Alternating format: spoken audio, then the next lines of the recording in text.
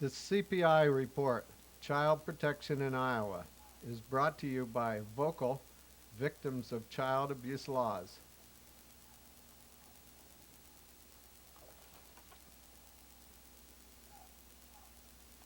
You can watch our program on Mediacom Channel 15 in Greater Des Moines, Iowa. Our program comes on twice a week, Sunday afternoon at 1 o'clock and again on Wednesday evening at 9:30. And it also comes on Cox Channel 23 in Council Bluffs every other Thursday at 4:30 p.m.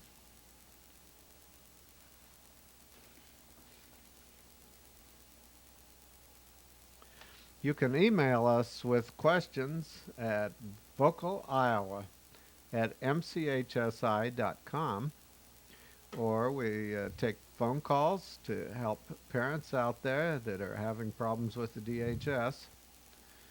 My number is 515-276-3956, and John's number is 515-282-2672. My name is Don Burgmaier, and with me at the controls is my co-host, John Harvey, and welcome to the CPI report. CPI, that stands for Child Protection in Iowa. It stands for a few other things like Consumer Price Index and Competent Private Instruction. It stands for a lot of things, but we use it for Child Protection in Iowa. A couple of things a couple of activities that we get into. Number one, attempting to influence public policy as it relates to child protection in Iowa. One very big task, because it seems to pervade all of what we seem to be doing, and it seems as though those who are in the practice of working in DHS and their allied groups, which is a pretty big organization. It seems as though that task, that industry gets larger and larger all the time. It needs to be cut back, and we're going to be talking about some of those issues in just a moment. The other activity that we involve ourselves in is talking to parents who have had difficulties or currently engaged in difficulties with the Department of Human Services as it relates to their children and their family. And these can be some pretty distressing things. We have a humongous department that has the brains to almost do a U.S. Postal Service, where they can lose more mail than they can deliver, almost like the baggage handlers for the airlines can lose things all over the place, and can do it by spending lots and lots of money. And the more money we pour into the DHS, it seems as though the worse it gets. And they've attempted to reform and to reform and to reform. And it seems as though it's time for to send these workers to reform school because their reforms don't seem to pan out. They're supposed to be, they seem to practice such things as keeping children safe. Sounds good, doesn't it? Keeping children safe, and that's their main task. Well, that isn't the entire story. They want influence, they want control, and they'll get it any way they can get it. Another individual that has taken an interest in this program because he has seen what the courts are doing to CPI, Child Protection Systems, and it seems as though he has recognized the corrupt activities that are seen in the court system. And so we call him in from time to time. We'll give you just we'll peek into his office, and we'll come back out again. If you can open that door, Don, would you do that? We'll peek in and see Terrance Walker. I thought you were going to go taking the camera down the street or something. I didn't know what you were going to do. Yeah, thanks a lot, John. You're right here, aren't you, Terrance? Okay. Too funny. Yeah, we're. It does look like we went down the hallway, doesn't it, with that camera? You can tell all kinds of things on television because it looks a little different than the set, and we don't have a camera that shows the entire set, so you can't see where we're sitting, whether we're sitting in a circle or whether we're sitting in a square or just Maybe how. I am down the street. That's right. So long as you got your ears on and you can hear what's going on, that's great. Well, let's see if I can find my script. I think I've got it upside down here, and we'll see if we can find the right one.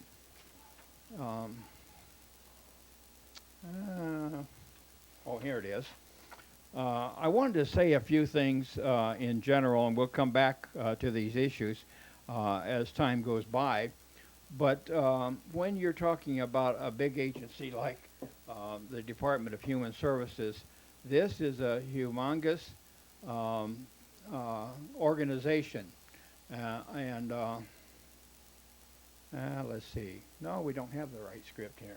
Maybe I better borrow yours, Don, real quickly. In the past, that's when you was telling me about. Oh, okay, yeah. Right script. Wrong thought. Okay. In the past, we've spoken of a number of ways that a family can invite intervention by the Department of Human Services. It's something like putting up a lightning rod in order to attract lightning. Is it a good idea? No. It's probably a better idea if we can avoid talking about intervention with the Department of Human Services and avoid them like the plague. They sometimes say, knock, knock, we're here from the government, we're here to help you. No, they aren't. We've heard people tell us this. We don't put these names on ourselves. These are people that come to us who have been intervened by DHS, and they don't call it Department of Human Services. For some reason, they call it, among other things, the Department of Inhuman Services. Now, why would they speak about that if they haven't had a bad experience with the Department of Human Services? So one of the paths is through the breakup of the family. So as families break up, as divorces are easier to get, as there are agendas that seem to bring us closer and closer to breakup of the family, as children are separated from parents and as parents are separated from each other, the Department of Human Services finds ways and create their own market.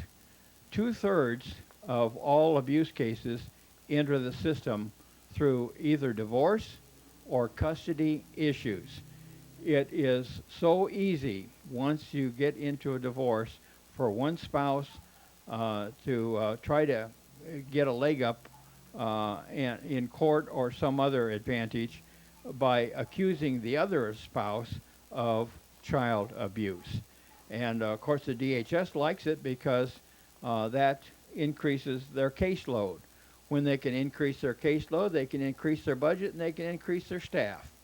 So more people, more budget, more staff, more nonsense to get into, and the taxpayer has to pick up the tab for all this. And since it's all confidential, nobody knows really what's going on.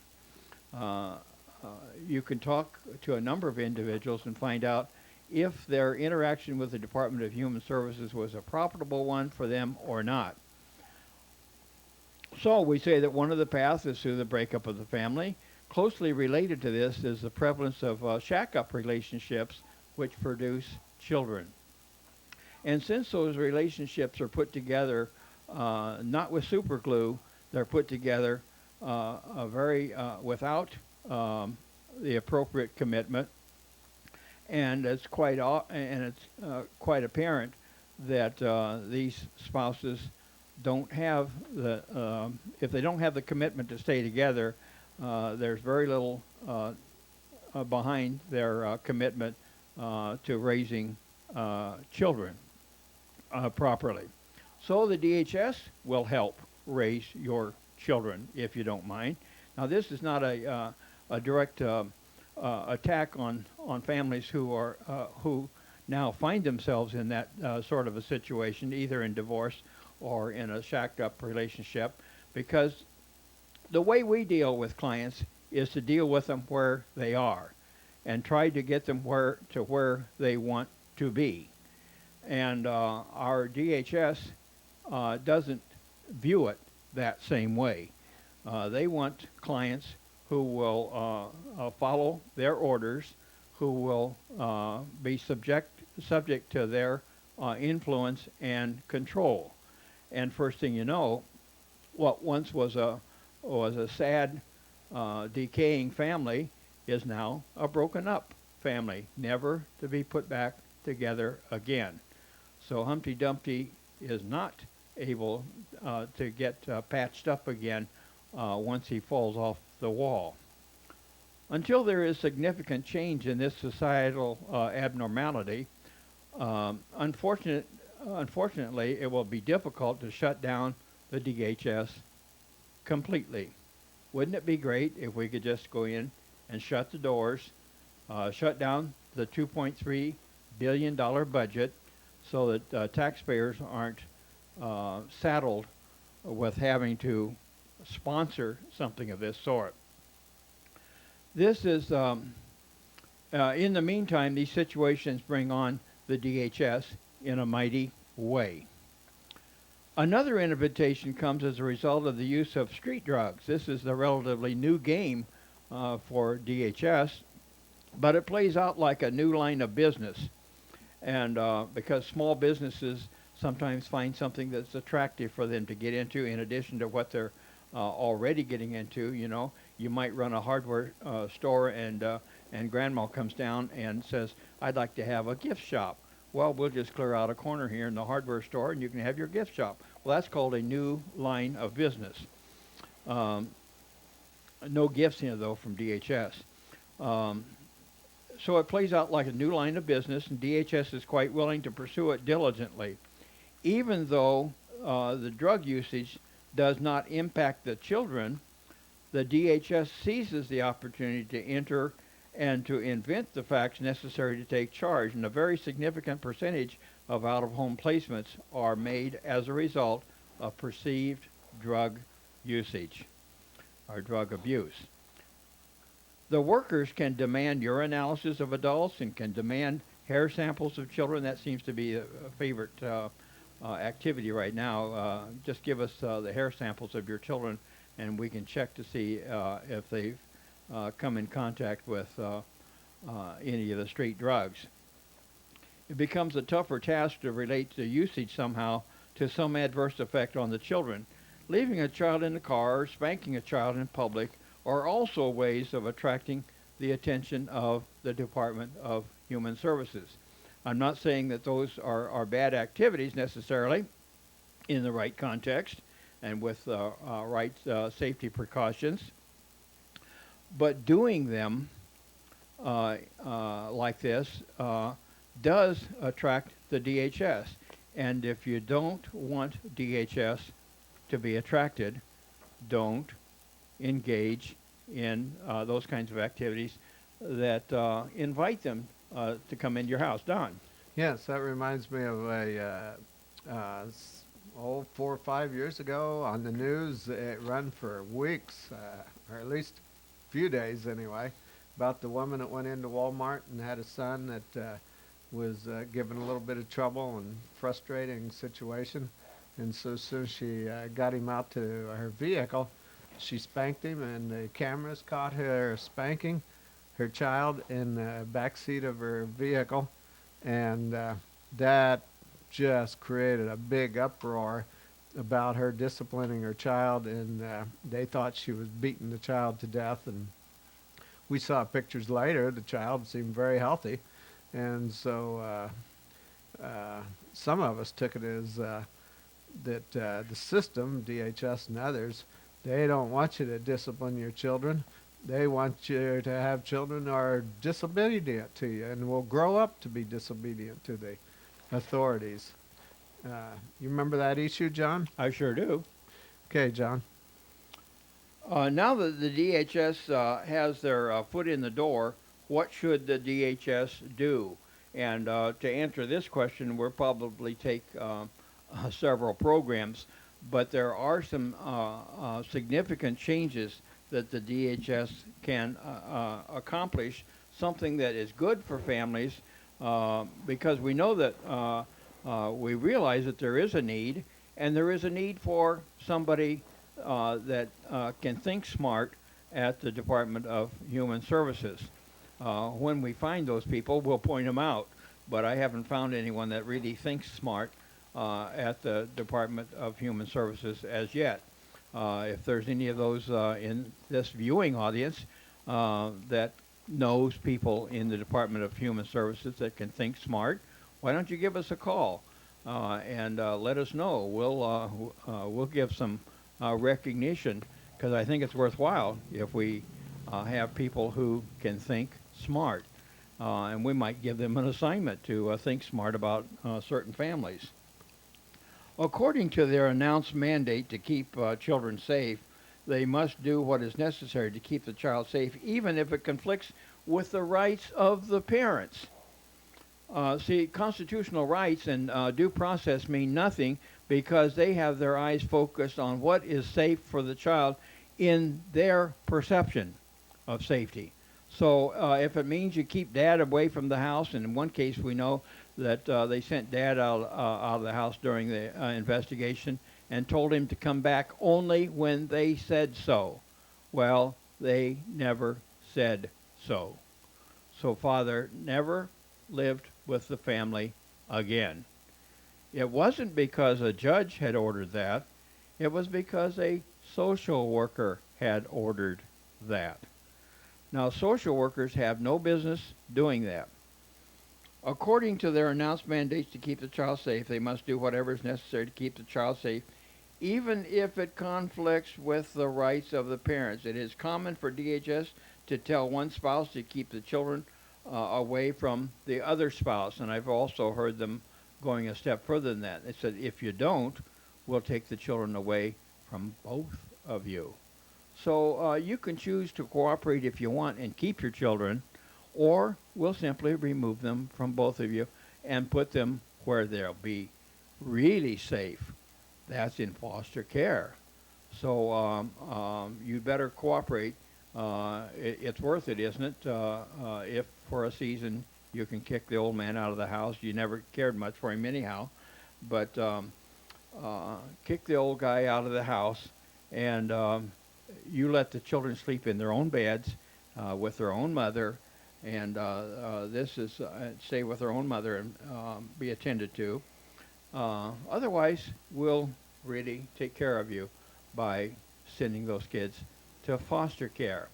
By the way, sending them in out-of-home placement subjects those children to abuse 8.4 times more than if they're in their own homes. Have you done them a favor in keeping them safe? And No putting way. them in a home that's against your religious beliefs, too. That's correct. Destroying them religiously. It is common for, the command from the social worker gives the appearance that DHS is keeping the child safe. In reality, the DHS has no right to interfere with the contact between parent and child.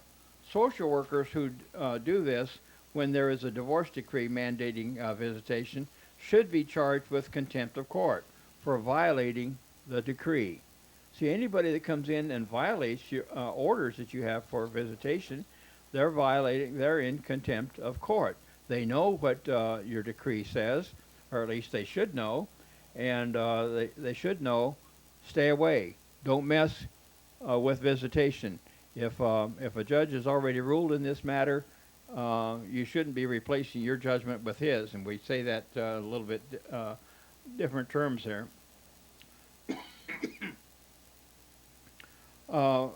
In this instance, the social worker is replacing the judgment of the court with the whims of the social worker. Sound like a good idea? No way. This is street justice. If the you don't need street justice from social workers who are being paid $55,000 to do things correctly. If the child is not safe, it is not up to the worker to make arrangements for safety which result in violation of rights of others. It is not prudent or fair to steal liberty from one person in order to arrange a little safety for another. If the child is in imminent danger of his life and health, a peace officer can at any time remove the child. The DHS will use every tactic to grab and maintain influence and control over the family. The school, daycare, and hospital officials can be alerted so that the other spouse cannot pick up or visit with the children. This is done without jurisdiction of the court and without a court order. When the court approves of this conduct, the court is sharing its judicial authority with the member of the executive branch of government, which is not appropriate, because that would be a violation of separation of powers. If the judge can simply say, why don't you just borrow some of my authority and to get done what you need to get done? But we have judges in this state who will do that. And Don has told us about orders that he has seen that are pre-signed by the judge, like you would write a check without bothering to fill in the blanks. That is a dangerous, dangerous practice for your checking account. It's also a dangerous practice if you have any faith and confidence in your courts, because anybody can fill out those orders bearing the signature of the judge, and it's all neat and clean, as if the judge had actually paid But they don't attention do to that, do they? it. They certainly do. We've seen that time and I'm again. just being a devil's advocate here. Yeah, right. You bet. Go right ahead. Somebody needs to. Some of these nasty things are happening, and I don't think that it is good for our families when we have people playing around with these very powerful authorities.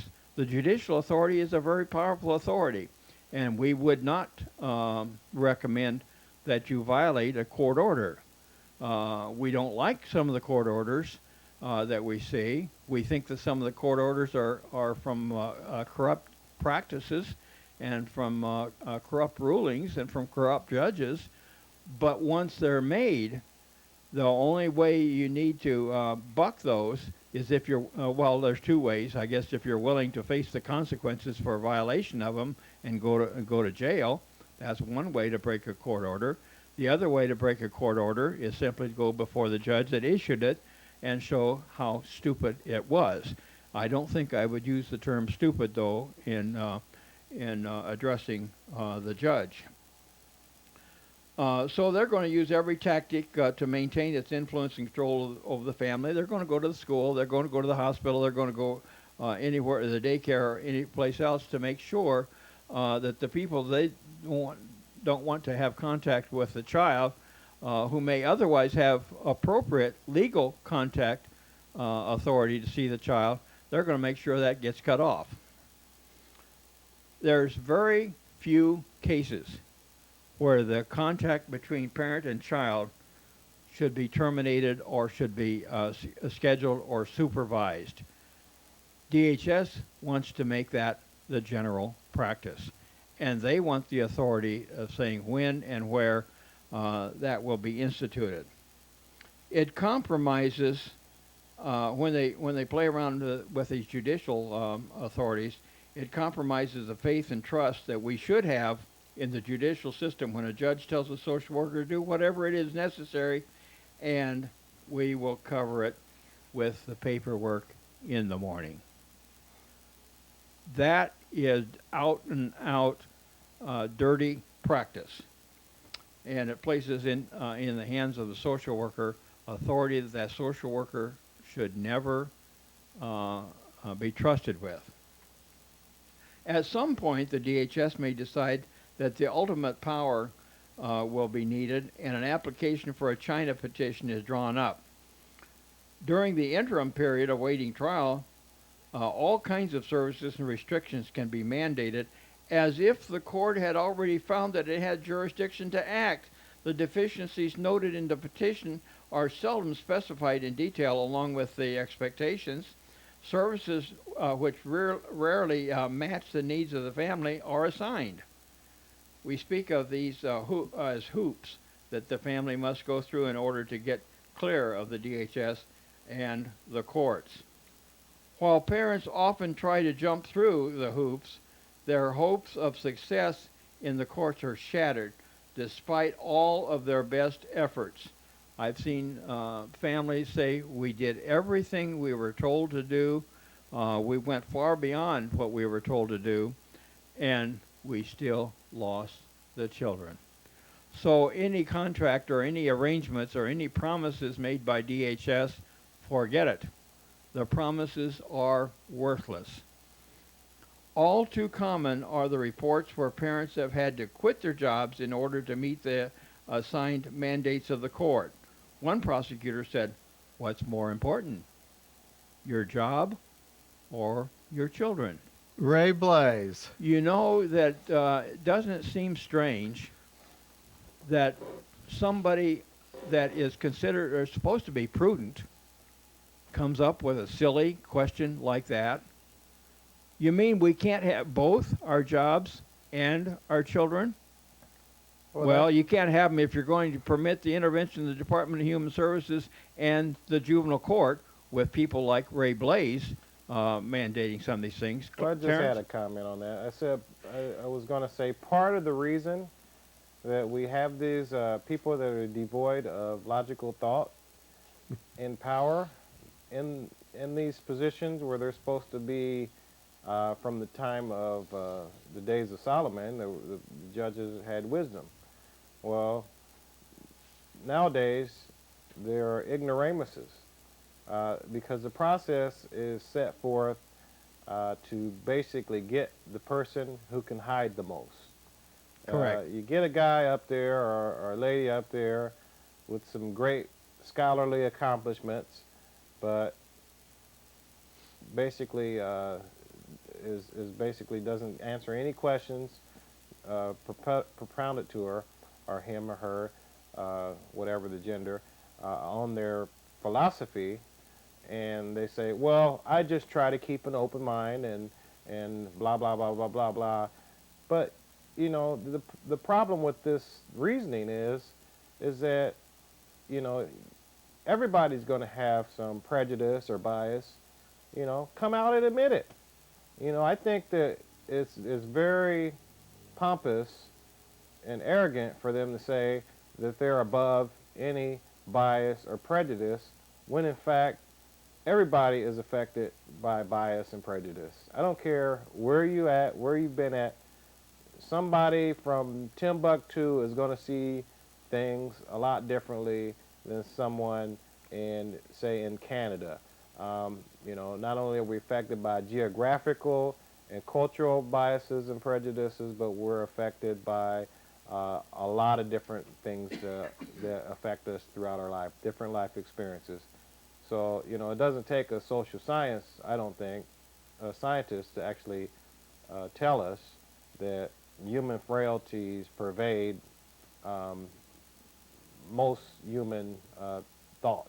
You know, it doesn't make any sense that we have people in power, with given so much power over people's lives, liberty, and property, that they come to hearings and confirmation processes. For instance, John Roberts and Harriet Myers, and they tell us nothing of their philosophy on life or anything. And, you know, they just basically give us some credentials and say this about a case or this about a legal case, and, you know, that's it. But that's just my thoughts on why we are in the situation that we are in. And that's why you have judges like, what was his name, Judge Blaze? Yeah, Ray Blaze. He's the chief Blaze. prosecutor for the juvenile court. Oh, okay. Yeah, we corrected that.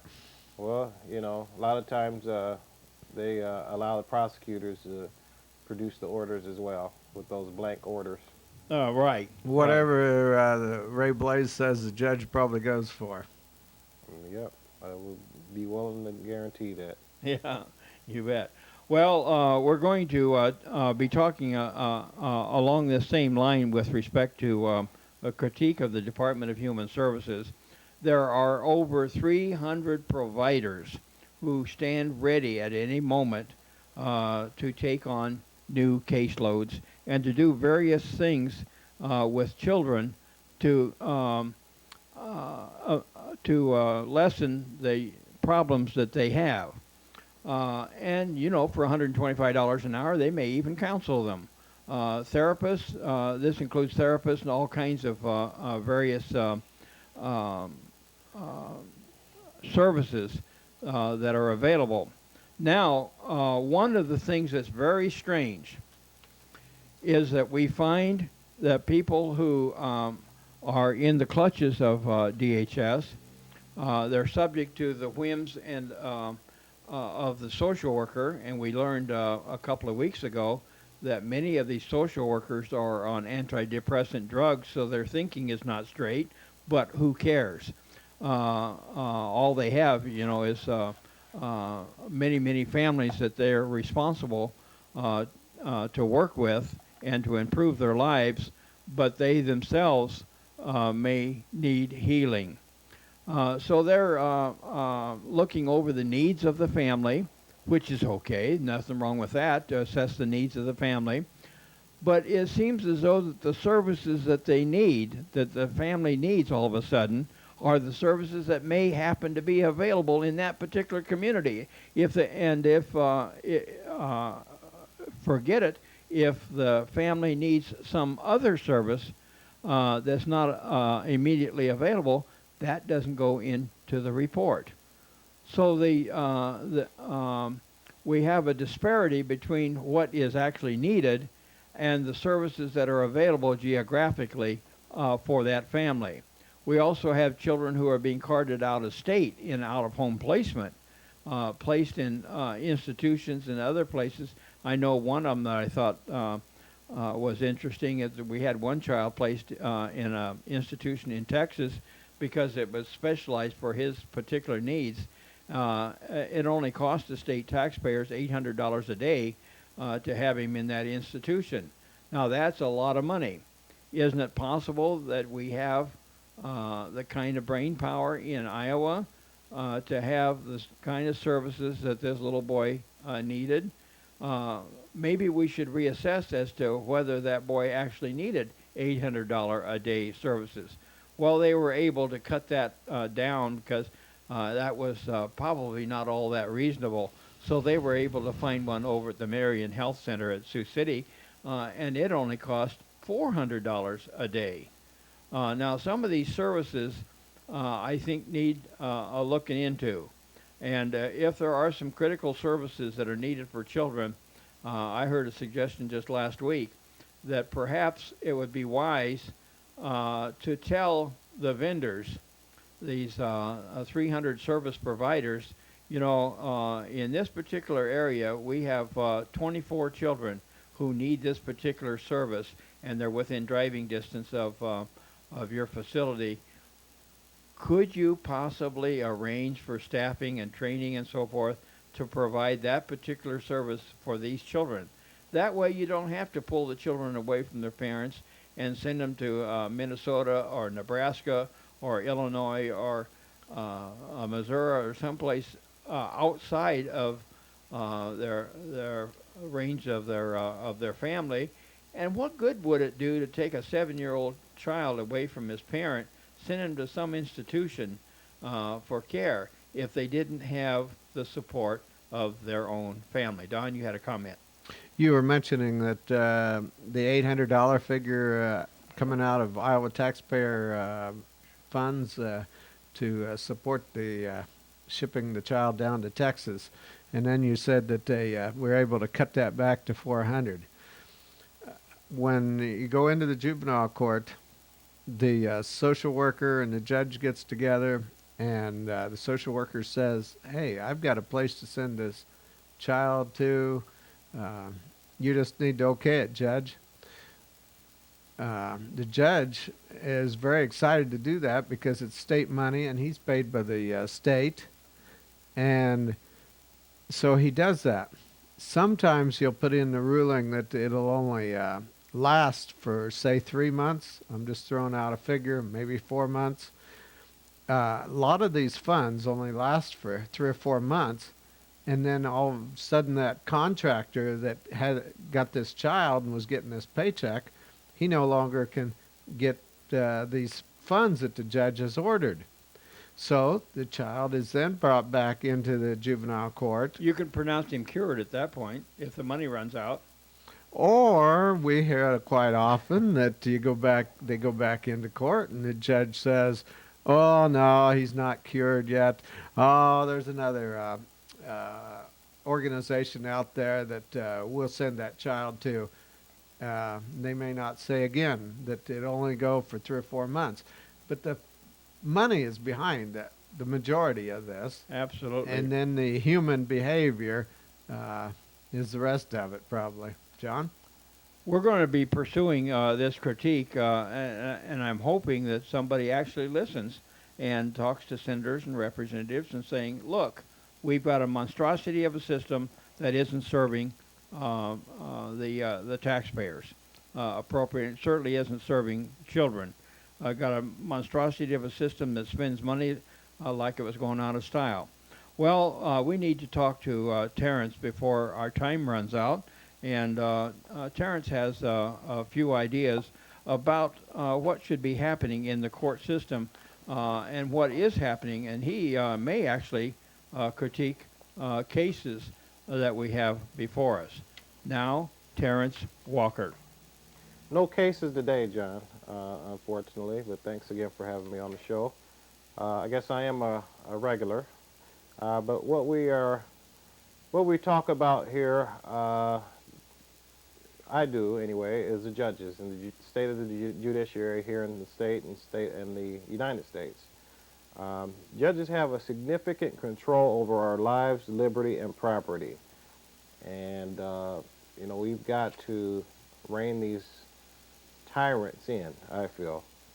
There's been a lot of emphasis on the judiciary as of the past year or two by legislators and you know, public officials, and not only that, but a lot of groups and organizations. One, Jail for Judges, Judicial Accountability Initiative Law. They've been trying to pass a referendum in the state of South Dakota, gathering signatures. So if you're up near South Dakota, make sure you get in touch with the Jail for Judges people. You can contact them at jailforjudges.org. Their contact information is on that website. That's the number 4, not FOR. But anyway, I found a really interesting situation out in California. A lot of times judges go across the line. We had an incident that one of our FIJA members that we know had encountered a couple months ago here in Dallas County, Iowa, where the court official, the judge, came out and told them they can't pass out leaflets. Well, similar case here in that occurred out here in California. This comes to us from WorldNet Daily from October 15th of this year. This article is entitled "Law of the Land. Judge sued for ordering no speech zones. Police arrested Christians sharing faith outside courthouse. Judge declared all public areas of Los Angeles County courthouses no speech zones. He has been hit with a federal civil rights lawsuit. According to the complaint filed Thursday, a general order issued September 13th by California Superior Court Judge William McLaughlin prohibits such free speech activities such as picketing, distribution of literature, and demonstration. The courts are supposed to be protecting our First Amendment rights, not suppressing them, said Mike Johnson, senior legal counsel for the Alliance Defense Fund. Quote, this judge's order is a constitutional travesty and has already forced our clients and other law-abiding citizens from engaging in classic, ordinary free speech. The complaint says the ban requires even an individual prospective speaker to get a permit, but fails to provide any objective criteria or time restrictions governing the granting of a permit. Alliance Defense Fund attorneys represent best-selling author and TV co-host Ray Comfort and pastor Emil Zwane. ADF says the two Christian ministers have been peacefully sharing their faith most mornings for the last 2.5 years outside the Los Angeles County Courthouse in Bellflower. For 20 minutes each morning, Comfort and Zwane talk with people waiting outside before the courthouse opens for the day. They have never caused any disturbance for the court or for uninterested persons, ADF insists. Because of the court's no speech zone order, police officers removed the two men from a walkway outside of the courthouse September 30th and told them not to return. Quote, our clients have been peaceably speaking on the courthouse steps for years, said Johnson. Now a judge has proclaimed a sudden and sweeping crackdown on free speech. A courthouse is the last place you'd expect to find a restriction on an American's First Amendment rights, Mike Johnson is quoted as saying. Well, what do you think about that, John? Is that the last place you think you would expect to find a restriction on free speech, or do we have other experiences? One would think that that the courthouse should be wide open. I know the Freedom of Information Council here touts the idea that we have freedoms in the court, but when it comes right down to it, those freedoms are not as available as one might think. It is interesting that there is some consideration, even by Senator Grassley and others, supporting the whole idea of having cameras in the federal court rooms. Right now, that is strictly forbidden. Well, I just thought it was an interesting comment. We would normally thinking, as we were raised in the society, thinking that the courts would be open to the idea of free speech. Experience has shown otherwise. As I've said, Dale Lawrence and Frank Brown, anyway, of FIJA, Fully Informed Jury Association here in Iowa, recently had a run-in where they were distributing leaflets. This, of course, would have been banned under this California order. The equivalent measure was taken by a Judge Judge Hulse. I call him Judge No Pulse Hulse because in his mind the idea of justice is dead, and the idea of the First Amendment is obviously dead in his mind because he came out at the Pierre Pierce. Was it Pierre Pierce? Correct. Okay, I'm thinking of the current NBA basketball player instead of the Iowa, former University of Iowa basketball player. But anyway, Pierre Pierce trial. These guys, Dale Lawrence and Frank Brown, were distributing leaflets. Fully Informed Jury Association, letting people know about their rights as jurors. Well, Judge Hulse came out and told them that they had to leave. And they weren't bothering anybody. They were perhaps bothering the prosecutor because the prosecutor wanted to secure a conviction at all costs and didn't want people to be informed. And that's a sad state of affairs in this society, since it's supposed to be a free and open society, that we would have a government official wanting people to not be informed. But that's the way things are going these days. By the way, I'd like to hear from any of those jurors who sat in on that selection process. They may have some good words for us. Yeah, I would like to. So if you were in that jury pool and you were given a flyer, give us a call. You can give John a call, like I said, at the top of the hour, 282-2672. Correct. We'd like to have your comments on it. See if you were bothered by someone giving you some information and making you able to discern your rights as a juror. Nobody else is doing it for you. The judge didn't hand you that leaflet giving you that information. That's some powerful information. There was no misinformation. It's all facts. Did the prosecution make any response, or is it all through the judge? I have no idea, but the way the judge in the snippet that we had on camera, it appeared that the judge had said something about the leaflets were creating problems for him in there.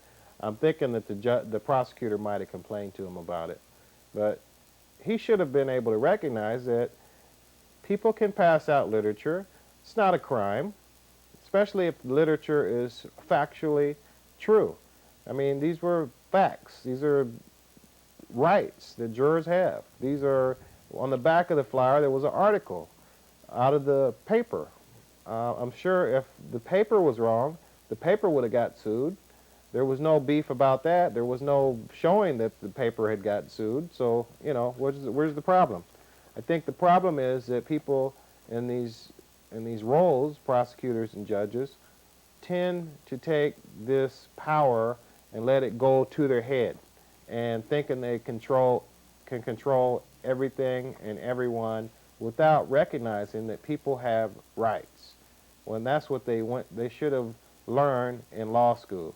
But it's a sad state of affairs now, but that's why we have people in these positions, is because we don't have a thorough process to screen out people that cannot take power and exercise it righteously, unfortunately. So what do? My organization, VJO, Vote Iowa Judges Out, has been advocating for a couple years now that we need to just take our rights as Iowa citizens to vote these judges out. There's a lot of judges that should be voted out. I'd say about 90% of them, because they do have no sense of righteousness, and they get on the courts and they do things like sign blank orders for the DHS officials to remove kids from their house, and things of that nature. It's a horrendous state of affairs. We have a lot of judges that rubber stamp not only the determinations they make, but they also rubber stamp appeals. And then they also make weird rulings, like we've discussed numerous times on this show. One last week where the judge had basically, in the Court of Appeals, had quoted a official that had interviewed or assessed a grandparent of a child as as it was an unclear assessment as to whether or not she had anger management issues.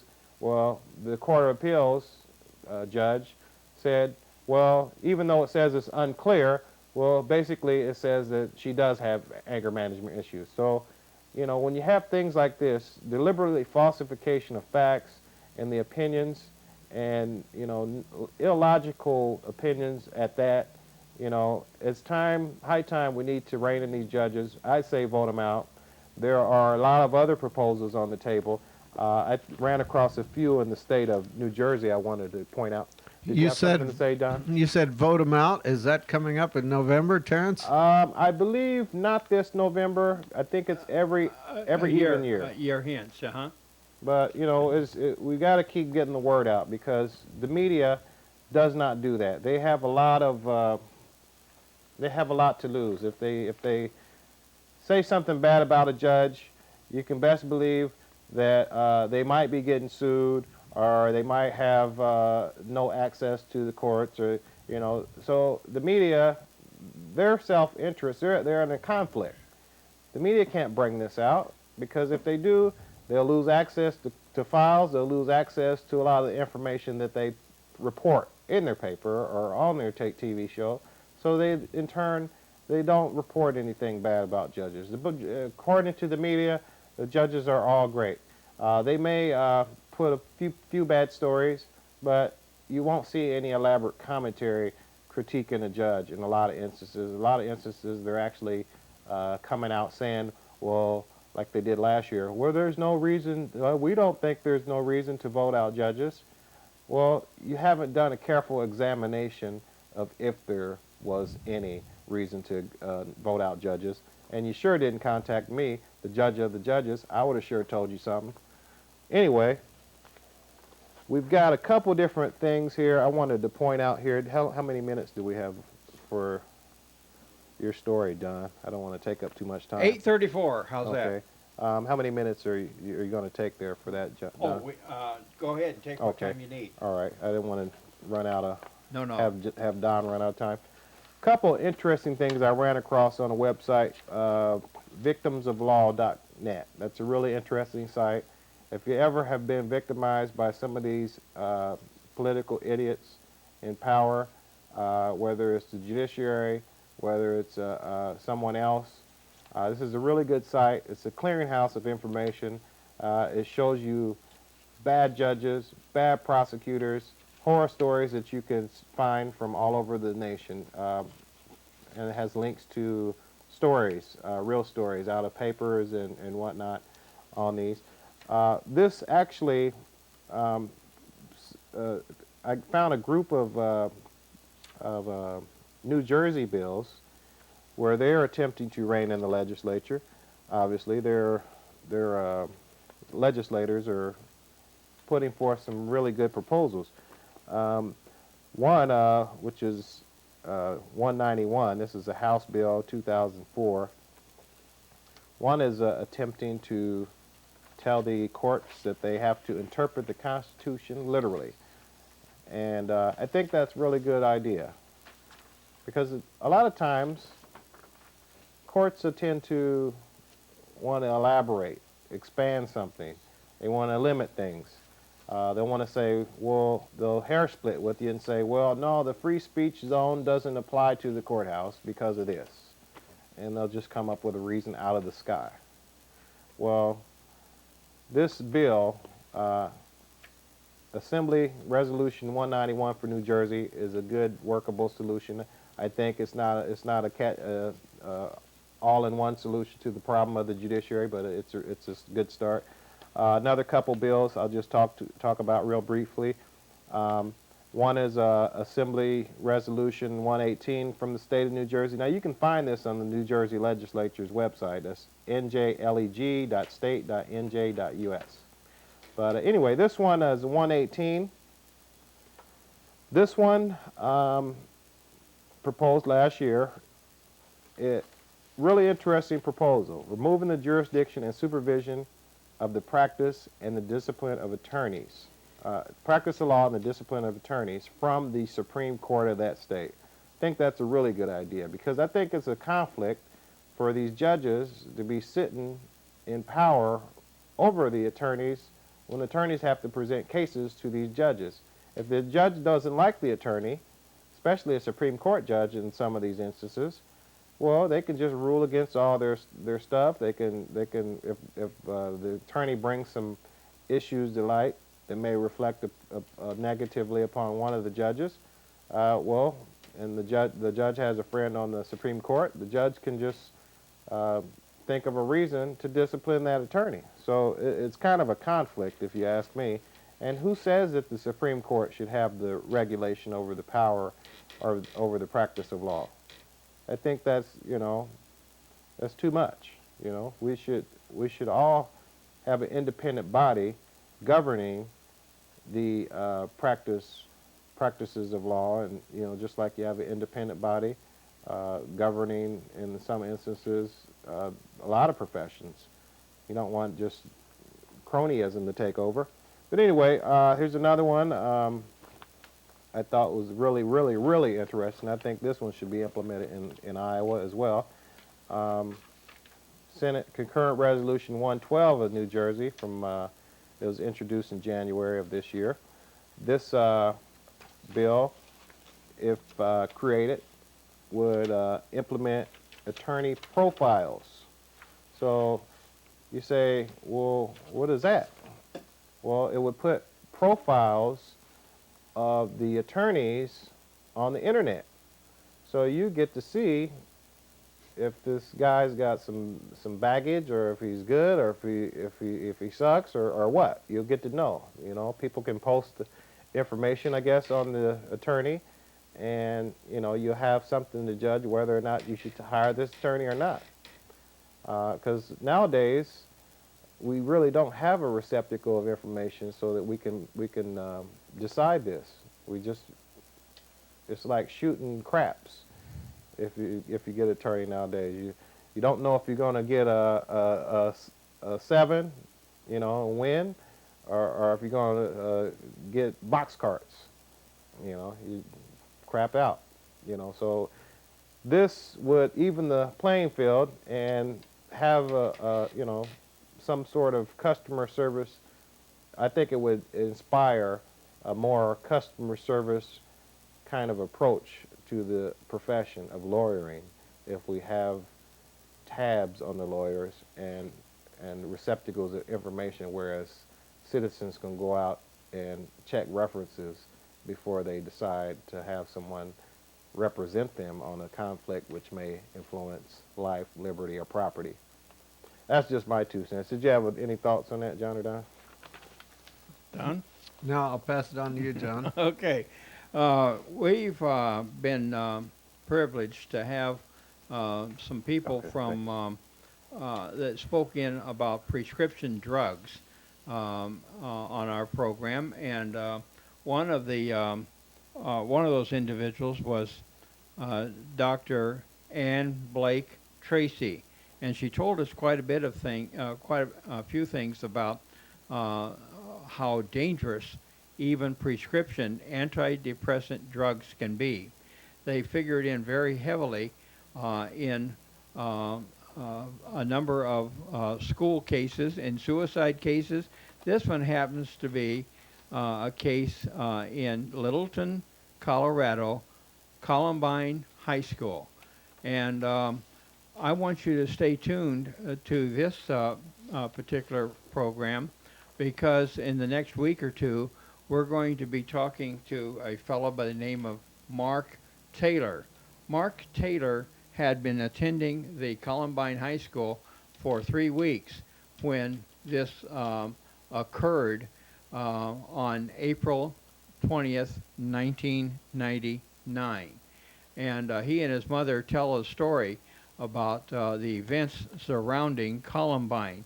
Mark Taylor took 13 bullets, 7 of them to the chest, and he survived this onslaught of murderous activity. Laying in a pool of blood. As people trampled through his blood. And he was actually outside when he was shot. Here are some of those pharmaceuticals that comprise $100 million a day business for the pharmacies. So they're not going to leave that business aside for very long. So stay tuned to this channel because we're going to listen later on to a program by Mark Taylor, who is working to convince people that antidepressants are not the best things to get into. Mark Taylor is a fine young man, a survivor of the system. So tune in next week. We'll see you then.